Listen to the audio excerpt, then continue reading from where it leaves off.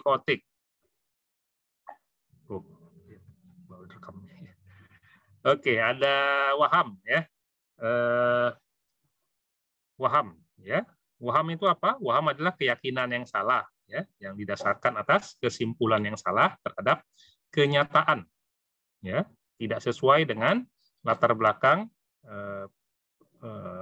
intelektual atau latar belakang pendidikan dan sosial budaya yang tidak dapat dikoreksi dengan suatu alasan apapun ya. Nah, itu waham ya. Jadi dia suatu keyakinan yang walaupun salah, tidak sesuai dengan kenyataan, tapi diyakininya secara apa ya, seyakin-yakinnya ya, hakul yakin dia ya. Nah, gitulah ya waham. Ada beberapa jenisnya, ada waham persekutorik, ada referensi, ada kebesaran, waham erotomania, nihilistik, somatik, waham bizar atau waham kacau ya. Ini ada juga contohnya, ada withdrawal, penarikan pikiran atau withdrawal, penyisipan pikiran, transition, pengendalian pikiran ya, thought control atau delusion of control. Kemudian ada halusinasi ya, halu ya. Halusinasi ya, halusinasi adalah apa? Persepsi sensoris yang salah, yang palsu ya, yang tidak disertai oleh adanya suatu stimulus eksternal yang nyata. Ya, bendanya nggak ada ya, nggak ada stimulus eksternalnya yang nyata, nggak ada. Nanti beda dengan ilusi. Ilusi itu apa? Mispersepsi ya, atau misinterpretasi ya, salah persepsi terhadap stimulus eksternal yang nyata ya. Jadi benda objeknya ada tapi salah persepsinya. Jadi lain bentuknya seperti itu. Itu namanya ilusi ya. Tapi kalau halusinasi dia tidak ada tapi terlihat atau terdengar ada ya. Yang paling sering pada gangguan-gangguan psikotik ini yang mana? Ya, auditorik, pendengaran ya. Pendengaran ya, tapi kalau yang organik nanti dia jenisnya yang visual ya, penglihatan. Kemudian ada pola pikir yang kacau ya, yang ditandai dari mana? Dari pembicaraan yang kacau ya. Nah, ya kita tahu isi pikiran orang kan dari bicaranya ya kan. Nah, jadi kita tahu itu ya, pikirannya kacau dari bicaranya ya, adanya derailment atau asosiasi longgar ya. Nah, ini dia ngomongnya apa ya, agak ngaco-ngaco, ngawur gitu ya, bicara ngawur. Nah, ini dia ya, asosiasi longgar. Tangensialitas, nah ini udah parah kali ngawurnya, jadi nggak bisa dipahami lagi apa yang tangensialitas itu word salad, inkoherensi atau word salad itu ya ngomongnya yang tidak dapat dipahami lagi ya. Kalimatnya udah nggak nyambung sama sekali ya. Kalau yang asosiasi longgar masih bisa dipahami ya, teman dia itu ya, apa kok ganti-ganti gitu ya topiknya ya. Kalau yang tangensialitas apa dia nggak nyambung ya. Kita nanya A, ada jawab B, C gitu ya. Nah, itu tangensialitas ya, tidak nyambung. Kemudian perilaku motorik yang kacau, termasuk kartonia ya. Kartonia ini ada dua, stupor dan furor ya. Kalau stupor dia kayak patung ya, stupa ya, stupor dengan stupa seperti mematung, berdiam diri. Kalau yang furor itu yang sebaliknya ya, gaduh gelisah ya, bergerak terus apa ya, seperti hiperaktif gitu ya, yang parah. Kemudian ada childlike silliness ya, ini seperti anak-anak tingkah lakunya walaupun dia sudah dewasa. Kemudian ada agitasi yang tak terprediksi ya, perilaku katatonik seperti negativisme, rigiditas, posturing, mutisme itu berdiam diri terus menerus ya, stupor ya, hampir sama ya, ini apanya, tubuhnya berdiam diri, excitement itu yang saya bilang tadi, furor ya, sebaliknya dia gelisah, saya tidak bisa diam. Ada simptom-simptom negatif ya, kalau yang tadi ini itu namanya simptom-simptom positif ya, waham, halusinasi, kekacauan proses pikir, kekacauan perilaku motorik, ini simptom positif ya. Nah, kalau simptom negatif ini ya, maksudnya apa simptom positif negatif ini? Simptom positif itu dia apa? Simptom-simptom yang ada, ya, yang seharusnya nggak ada pada orang normal, gitu ya. Orang sehat itu harusnya nggak ada dia. Nah, itu dia simptom positif. Simptom negatif ini sesuatu yang hilang gitu ya dari yang seharusnya ada pada orang normal gitu. Tapi pada pasien skizofrenia dan gangguan atau gangguan psikosis yang lain dia hilang. Gitu, ya. Apa itu? Ekspresi emosi, ya, yang menurun, menumpul sampai datar, ya, afeknya terlihat, ya. Nah itu ya, Orang normal kan harusnya ada ya ekspresi emosi, ekspresi perasaan. Tapi pada orang-orang gangguan psikotik ini, seperti skizofrenia ini, dia hilang, menurun sampai hilang. Kemudian avolisi, kehilangan dorongan kehendak ya tanpa tujuan. Alogia itu ya cara berpikir, berarti cara bicaranya ya, dibicaranya sangat sedikit. Anhedonia ya perasaan menyenangkan itu hilang. Asociality ya penurunan keinginan untuk bersosialisasi dengan orang lain ya. Itu menurun ya sampai hilang. Oke, kita masuk ke skizofrenia, gangguan yang paling utama dan paling terkenal ya dari kelompok gangguan-gangguan psikosis. Ini ada Emil Kraepelin, nama ahlinya. Dia yang pertama sekali mengkonsepkan skizofrenia, ya itu dianggap sebagai kasus demensia yang terjadi pada usia dini, ya demensia precox istilahnya. Ya. Nah dia menganggap dulu apa ya mirip gejala-gejala kok kayak orang pikun ini ya, tapi bukan orang tua ini muda orangnya ya. Nah, kan skizofrenia memang usia puncaknya 20-an ya, 20-an sampai 30-an ya. Nah, ini kok sudah masih muda sudah kena demensia pikir. Jadi dibilangnya itu demensia precox ya. Kemudian ada ahli lain namanya Bleuler ya, Paul Eugene Bleuler. Nah, inilah yang pertama kali memperkenalkan istilah skizofrenia ya. Skizofrenia dari kata schism terbelah dan prenia, prenos, pikiran ya. Pikiran yang terpecah, terbelah ya. Nah, dia memperkenalkan heterogenitas dari kondisi penyakit ini dan dia menggunakan istilah sekumpulan penyakit, ya. Nah, jadi menganalogikan dengan sekumpulan penyakit pada demensia yang organik, ya. Kemudian ada ahli lain namanya Schneider, ya, Schneider. Dia memperkenalkan istilah first rank symptom dan second rank symptom. Ada gejala-gejala utama gitu lah ya, first rank ya. Ranking pertama gejala-gejala utama dan ada gejala-gejala sekunder ya. Gejala-gejala utama katanya ini ada 8 ya. Ada suara-suara yang terdengar jelas ya. Itu ya jelas di dalam kepala si pasien, kemudian mendengarkan suara-suara yang berkomentar tentang apa yang dilakukan oleh pasien saat ini. Kemudian memperbincangkan ya suara-suara, ini halusinasi berarti kan ini suara-suara halusinasi semua ya. Jadi suara-suara halusinasi pada pasien skizofrenia itu apa ya, ada khasnya ya, ada uniknya ya. Nah, kemudian suara-suaranya itu banyak berkomentar tentang apa yang dilakukan oleh si pasien dan kemudian bisa berargumentasi membicarakan tentang si pasien sebagai orang ketiga ya. Jadi maksudnya di sini ada 2 atau lebih suara-suara itu didengarnya, di mana suara-suara itu saling ngomong satu sama lain dan membicarakan si pasien itu gitu ya.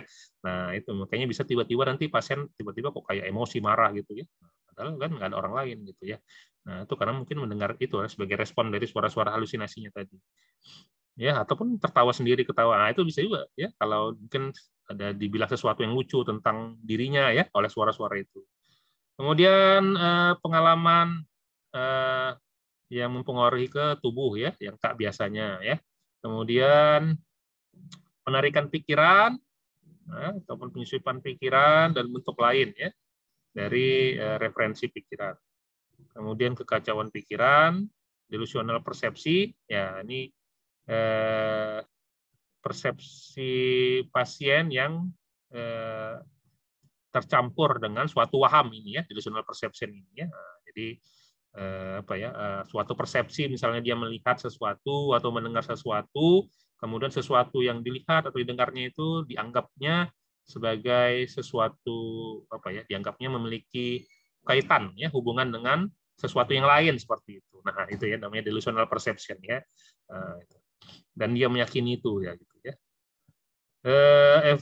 Segala sesuatu yang mempengaruhi perasaannya, dorongan, kehendaknya, ya, yang dialaminya juga terpengaruh oleh orang lain ya. Nah, jadi sesuatu yang ada di dalam dirinya itu bisa diketahui oleh orang lain, terbagi dengan orang lain seperti itu.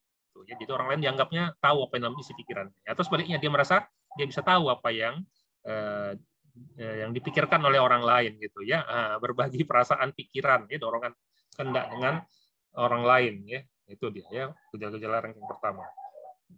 Nah, Kemudian gejala-gejala yang kita tahu sendiri ini membuat kontribusi dalam penyusunan kriteria skizofrenia.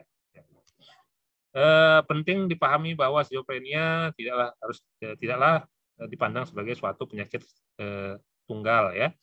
Dia adalah sekelompok sindrom yang terdiri dari beberapa koleksi tanda dan gejala ya.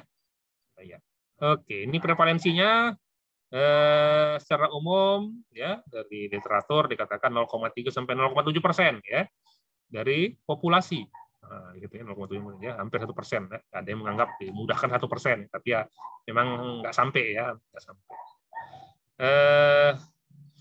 Ya di Cina 6 sampai 12 juta, di India ya tinggal dipersenkan aja lah berapa ya. Oke, di Indonesia dikali sendiri lah ya berapa tuh ya. Anggaplah misalnya 0,5% dari berapa? Indonesia 285 juta ya. Nah, itu aja lah itu kira-kira ya. Ya. Sekitar hampir 2 juta lah ya. Oke, ini prevalensi relatif dari skizofrenia.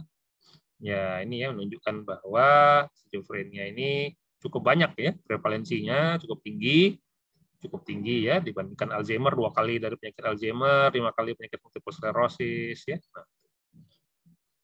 Oke, etiologi skizofrenia ada yang pertama hipotesis dopamin ya. Hipotesis dopamin terkait dengan keluarnya neurotransmitter secara berlebihan ya di otak kita ya. Nah, ya. Dopamin itu apa? Bagus sebetulnya. Dopamin untuk menimbulkan rasa senang, gembira ya, rasa berharga gitu ya. Nah, rasa senang, gembira ya. Makanya ada tempat makan pun namanya dopamin ya. Jadi diharapkan setelah makan itu apa ya naik rasa senang gembiranya ya kan. Nah, gitu ya. Ya memang sebetulnya semua hal-hal yang menggembirakan kita itu bisa menaikkan neurotransmitter dopamin kita ya. Dan itu bisa menemukan rasa senang, gembira ya. Tapi memang kalau berlebihan ya semua itu yang berlebihan nggak bagus ya, walaupun yang baik ya. Tapi kalau berlebihan juga nggak bagus ya. Demikian juga ya dengan skizofrenia ini ya katanya. Nah, ini dopamin ini sudah berlebihan dikeluarkan ya. Ini ada dopamin itu dari mana sih? Di otak itu ada jalur-jalurnya ya. Ada jalur mesolimbik namanya ya. Nah, jalur mesolimbik, kemudian jalur mesokortikal. Ya, berarti dia kalau yang mesolimbik ini ke apa ya? Ke bagian tengah otak ya. Bagian tengah otak ya. Kalau mesokortikal ke bagian kortek ya, kortek otak ya. Nah, ini yang memperantarai nanti kalau yang ini mesolimbik ini dia ada positif sih ya, yang mengakibatkan atau yang mempengaruhi munculnya simptom positif itu yang di jalur mesolimbik ini katanya dopaminnya ya. Nah, itu makanya ada gambar simptom positif simptomnya ya.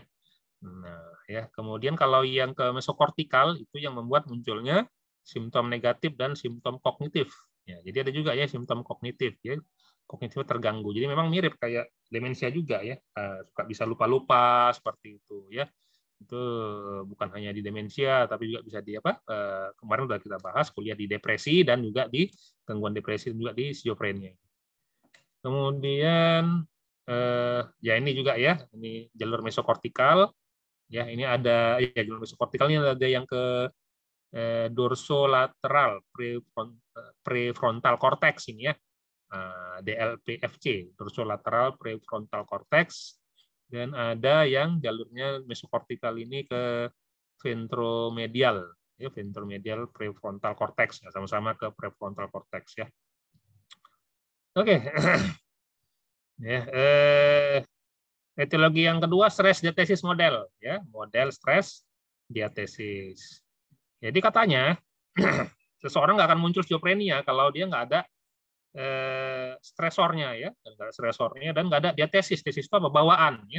Bawaan itu seperti ada bawaan ya genetiknya lah gitu kita bilang ya. Bawaan dari lahir ya, kongenitalnya, genetiknya gitu. Jadi memang itu ada kelemahannya seperti itu ya.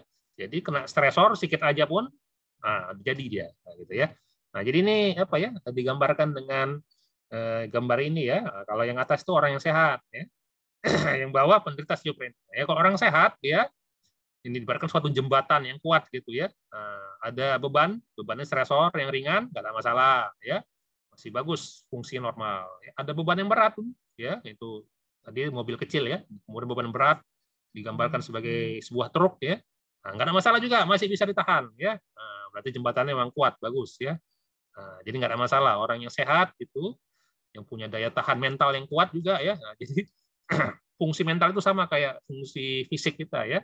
Ada daya tahan tubuhnya, ada imunitasnya ya, seperti imunitas tersendiri juga ya. Gitu. Ya itu bisa kita nilai ya itu ya yang membuat seseorang bisa tahan terhadap masalah, konflik, stresor ya. Nah, tapi kalau yang di bawah, nah ini ya, jadi jembatannya memang udah rapuh gitu ya, jembatannya udah ada rapuh, ini yang belum ada stresornya pun ya kan, ada gen-gen ya, sekarang udah banyak yang penelitian tentang skizofrenia ini ya, ada gen-gen yang mengalami kelemahan ya, multi morph gen itu ya, awalnya dianggap ada single gen tapi sekarang pokoknya ini banyak di banyak gen ya, multi morph gen disturbing ya, jadi memang ada di beberapa memang dia nggak banyak tapi nggak berat maksud saya ya, di beberapa gen tapi dia banyak, itu multiple, jadi memang itu katanya pada yang bisa mempengaruhi seseorang akan lebih mudah mengalami skizofrenia katanya ya, yang memiliki mutasi gennya tersebut ya. Jadi kalau stresornya masih ringan, dia belum sampai muncul ya, tapi sudah ada pengaruh dampak ya. Nah, sini jembatannya sudah mulai bengkok-bengkok gitu ya. Nah, tapi lewat stresor yang lebih besar, nah akhirnya nggak kuat lagi dia ya. Jebol ya. Nah, akhirnya putus jembatannya ya. Nah, inilah dia ibaratkan pasien skizofrenia tadi akhirnya jadi muncul ya gejala-gejala positif negatifnya tadi itu ya, jadilah dia penderita skizofrenia. Oke ya, ini dia hampir sama ya, diatesis adanya stresor akhirnya muncul skizofrenia ya. Ini mirip seperti di depresi juga seperti itu. Oke, ini ada perjalanan penyakit dari skizofrenia. Ya, mulai dari pramorbid ya, adanya dikaitkan dengan risiko-risiko tinggi dari skizofrenia ini apa ya? Adanya anomali fisik minor, adanya gangguan perkembangan motorik, sosial, kognitif ya. Itu sebagai pramorbid ya. Tapi istilah lain itu faktor predisposisi ya yang memudahkan. Nah, kemudian masuk ke fase prodromal. Prodromal ini sudah ada agak-agak sedikit perubahan perilaku, tapi masih sedikit gitu ya. Nah, ya jadi perubahan perilaku yang non spesifik istilah itu ya. Jadi yang sebelumnya suka gaul ya, suka ceria ya, ramah sama orang, tiba-tiba kok jadi agak enggak ini ya, agak pendiam gitu ya. Agak kurang semangat bergaul sama kawan-kawannya lagi. Nah, itu udah ada gejala-gejala prodromal ya, tapi belum ada muncul waham halusinasi, belum ada ya. Ya, itu lanjut ke fase aktif progresif, nama lain itu fase aktif ya, progresif. Nah, ini baru muncul dia ya, onsetnya itu ya, baru muncul simptom positif, negatif, simptom mood ya. Nah, ya setelah menjadi perjalanan penyakit, katanya memang kalaupun nggak diobati ini akhirnya bertahun-tahun katanya itu ya, kalau yang masih sanggup bertahan ya kalau yang ini dibiarkan lah itu. Jadi apa contohnya yang kayak inilah, kalau yang di kampung-kampung itu masih banyak ya, dipasung dia ya kan, nggak diobati, dibiarkan dipasung gitu ya. Nah, ya akhirnya memang lama-lama dia reda ya, terutama simptom positifnya akhirnya reda, yang tapi muncul hanya simptom negatif ya, simptom negatif kognitif ya. Nah, itu ya yang masih dominan ya, dan akhirnya kehilangan fungsi dia sebagai manusia ya, kehilangan kemampuan pemulihannya ya. Kalau yang sudah menjadi kronik, jadi residual dia ya. Nah, kalau yang sudah menahun kronik itu akan sulit untuk bisa recover ya, pulih kembali ya, bisa mencapai keadaan seperti sebelum dia sakit ya. Nah, itu sudah betulnya itu ya, harusnya bisa dicegah jangan sampai seperti itu. Makanya harus tetap mendapatkan pengobatan ya. Selain itu juga ada risiko risiko bunuh diri yang meningkat ya, karena pada pasien skizofrenia ya, terutama karena pengaruh waham atau halusinasinya tadi. Jadi beda ya, kalau pasien depresi atau bipolar dia bunuh diri karena moodnya yang depresif, harga diri yang turun, merasa tidak berharga, merasa bersalah ya. Tapi kalau pasien skizofrenia bunuh diri itu penyebabnya karena pengaruh dari suara bisa dari halusinasi, kalau halusinasi auditoriknya ataupun dari wahamnya. Ya. Nah, ini gejala-gejalanya ya, simptom positif pada waham, ya tadi ya, halusinasi, gaduh gelisah, kebesaran, perasaan permusuhan ya. Oke, ya ini apa ya? Ada video sih tapi nggak bisa diputar. Ini simptom-simptom negatif, ada afek datar, raport yang penarikan emosional, ya emosional apa ya, ekspresi emosi yang menurun sampai hilang, kemudian full raport ya, raport yang buruk, miskin. Raport itu apa? Raport itu perasaan apa bisa rasa untuk bisa mempercayai orang lain gitu ya. Jadi orang skizofrenia ini sulit untuk bisa percaya sama orang lain ya. Sama keluarganya aja susah apalagi sama orang lain gitu ya. Kemudian penarikan diri secara sosial, kesulitan berpikir abstrak, kehilangan spontanitas dalam berbicara dan pikiran stereotip. Ya, ini ya simptom-simptom kunci ya, yang simptom-simptom negatif kunci ya, penurunan berbicara, penampilan yang jelek ya, yang tidak rapi, yang jorok ya, yang kumal seperti itu ya, kemudian kontak mata yang terbatas ya. Ini kriteria diagnosisnya dari DSM ya. Ini DSM 4 tapi DSM 5 juga masih mirip-mirip lah ya seperti ini. Ya minimal ada gejala-gejala berikut, di mana gejala aktifnya sudah 1 bulan. Ya. Ada waham, halusinasi, kecuali proses pikir, ya, simptom negatif. Ya. Penurunan dalam fungsi-fungsi penting dalam kehidupan, dan kemudian berjalan setelah 6 bulan, itu tetap ada. Ya. Ini nanti bedanya dengan di PPDG3 sih, cukup yang 1 bulan aktif tadi itu aja dia. Ya, bukan akibat penyalahgunaan zat, bukan akibat kondisi medis umum, dan bukan akibat penyakit gangguan mental yang lain. Ini ada episodenya, ada yang episode pertama, kemudian ada episode yang selanjutnya atau multiple, kemudian dalam keadaan apa? Dalam keadaan remisi, dalam keadaan akut, ya. Remisinya pun ada yang partial, ada yang full remisi, ya. Ada yang apakah dengan katatonia, ya. Nah, oke, itu tentang skizofrenia. Sekarang gangguan waham, delusional disorder. Ya ini sebetulnya lebih jarang ya, sangat sangat jarang sih kasusnya, tapi ada ya. Adanya waham ya. Jadi di sini gejala utamanya dan biasanya hanya satu-satunya gejala itu adalah waham aja ya. Nggak ada gejala yang lain tuh nggak ada pada pasien. Jadi kalau kita belum berbicara, kita hanya melihat orang ini ya, kita nggak tahu dia ini waham atau dia ini ada gangguan jiwa atau enggak ya. Nah itu. Jadi penampilannya bagus, biasa, rapi ya. Nah, beda dengan pasien skizofrenia tadi. Ya. Tapi setelah kita ngomong-ngomong sama, jadi kita pikir oh, orang biasa lah bagus ya, orang sehat normal biasa ya. Tapi pas kita ngomong, nah baru mulai ya, baru mulai aneh dia ngomongnya kok ya nggak kacau sih, tapi apa ya menyiratkan suatu yang aneh gitu ya, yang seharusnya itu nggak seperti gitu cara berpikirnya gitu ya. Nah tapi kenapa dia gitu ya? Nah, ada yang menunjukkan suatu kecurigaan yang berlebihan biasanya ya, suatu kecemburuan berlebihan atau membanggakan diri secara berlebihan ya. Nah ini ya kriteria skizofrenia tidak pernah dijumpai ataupun kalau jumpa ya mungkin hanya sekilas sebentar ya, halusinasi ya. Yang lain tuh hanya waham saja. Ya, waktunya 1 bulan ya, minimal 2 bulan atau lebih ya. Kalau di PPDG3 malah harus lebih lama 3 bulan ya. Ya bukan akibat dari gangguan medis umum ya itulah ya, bukan gangguan yang lain dan mempengaruhi fungsi penting dalam kehidupan. Sudah mempengaruhi fungsi-fungsinya saking hebatnya wahamnya tadi itu ya. Jadi sudah terganggu sekolahnya, kerjanya gitu ya. Ini sesuai tipe-tipe wahamnya ya, wahamnya apa? Waham erotomania ya, ini waham dicintai ini ya.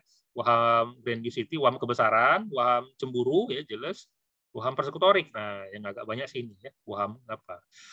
Kecurigaan ya. Waham kecurigaan bahwa ada orang lain yang dikenalinya yang punya niat jahat untuk mencelakai dirinya ya, atau yang sudah punya skenario jahat untuk mencelakai dirinya. Dan ada yang jenis tipe waham somatik ya, waham tubuh ya, yang ada penyakit dalam tubuhnya seperti itu ya. Ada yang tipe campuran, ada yang tipe tak tergolongkan ya, ada yang dengan konten yang kacau ya. Konten kacau ini dia sesuatu yang nggak masuk akal ya, tapi sebetulnya jarang ya, sangat jarang sekali. ya, karena yang kacau itu biasanya pada waham yang jenis kacau ini biasanya pada waham skizofrenia, ya. Jadi kalau yang gangguan waham ini biasanya wahamnya itu dia lebih tersistematisasi, lebih masuk akal, ya bisa terjadi memang, tapi sebetulnya enggak, ya gitu. Ya.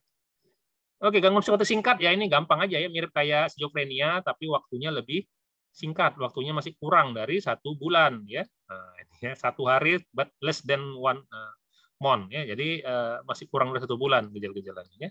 Jadi belum sampai 1 bulan, maksudnya biasanya kalaupun nggak diobati, dia hilang sendiri, reda dengan sendirinya sampai hilang kayak gitu ya. Ada memang ya, walaupun ini sama lagi kayak gangguan waham, kasusnya sangat jarang ya, sangat jarang yang gangguan psikotik singkat ini, gangguan psikotik akut kalau dia apa ya, gangguan psikotik akut. Kalau di di klinis ini jarang kasusnya ya, tapi ada juga. Ya, ini spesifikasinya dengan stresor yang jelas, tanpa stresor yang jelas ya, dengan bisa postpartum onset ya, psikosis postpartum pasca bersalin. Gangguan skizofrenia ini juga hanya ini ya, namanya udah skizofreniform ya. Berarti bentuknya kayak skizofrenia, tapi waktunya sekali lagi ya, waktunya ini ya. During 1 month, tapi nanti masih kurang less than 6 months. Nah, jadi kurang dari 6 bulan. Ya, nah ini ya. Makanya kalau di dalam PPDGJ 3, ICD-10 itu dia nggak mengenal ini gangguan ini skizofrenia, dianggapnya skizofrenia ya. Tapi di DSM itu bedanya ya. Ini salah satu beda yang agak terlihat antara kriteria diagnosis DSM dengan ICD-10 atau PPDGJ 3 ya. Kalau di DSM dia masih 3 bulan 4 bulan mengalami gejala-gejala skizofrenia tadi, dia masih menganggap itu adalah gangguan skizofreniform namanya. Ya, masih belum skizofrenia ya, tapi kalau menggunakan PPDGJ 3 atau ICD-10 dia sudah dianggap sebagai skizofrenia ya. Ya, ini spesifikasinya dengan prognosis yang baik, dengan prognosis yang buruk ya. Gangguan skizoafektif. Ya, ini skizoafektif ini ada episode mood yang mayor ya, episode manik depresif yang terjadi bersamaan concurrent dengan kriteria skizofrenia tadi. Nah, jadi waham atau halusinasi untuk 2 bulan atau lebih ada pada saat absennya episode mood mayornya.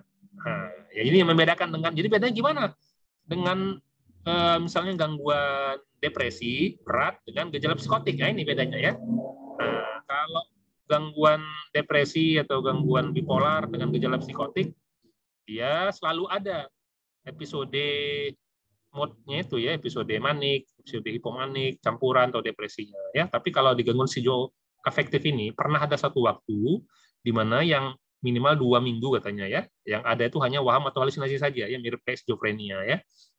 Nggak ada muncul episode mood atau maniknya, nggak ada, hilang ya gitu ya. Nah, itu berarti dia skizoafektif. Jadi memang harus observasinya lebih lama ini ya untuk menegakkan suatu gangguan skizoafektif ya, dan dia juga sama-sama dominan biasanya ya, antara gejala-gejala mood-nya ya dengan gejala-gejala waham atau halusinasi, gejala positif dari psikosisnya ya.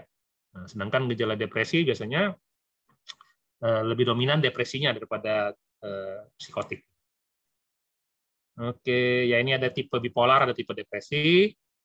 Kemudian ini yang diakibatkan kondisi zat atau kondisi medis umum ya. Ya ini hampir sama lah ya, tapi kena ya ini kena penyakit medis umum. Ya.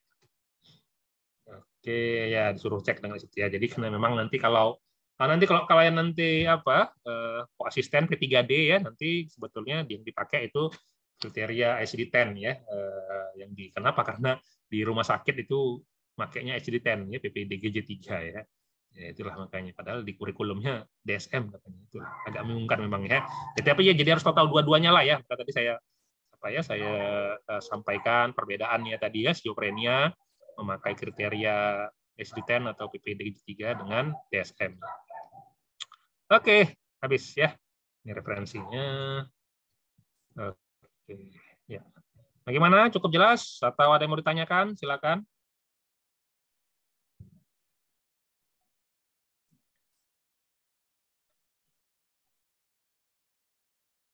Gimana? Nggak ada? Oke. Baik.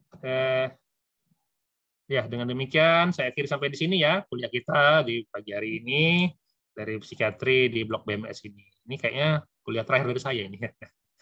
Oke, ya. Baik, nanti bahan-bahannya saya kirim ke Raihan ya, ke emailnya. Kasian, Dok. Ya, yang kemarin udah sampai ya, Raihan. Kasihan, sorry. Kok Raihan pula. Kasihan ya. Belum Yang ada kemarin udah masuk sampai ya. di email saya, Dok. Belum? Oh, Sudah saya cek ulang belum, Dok?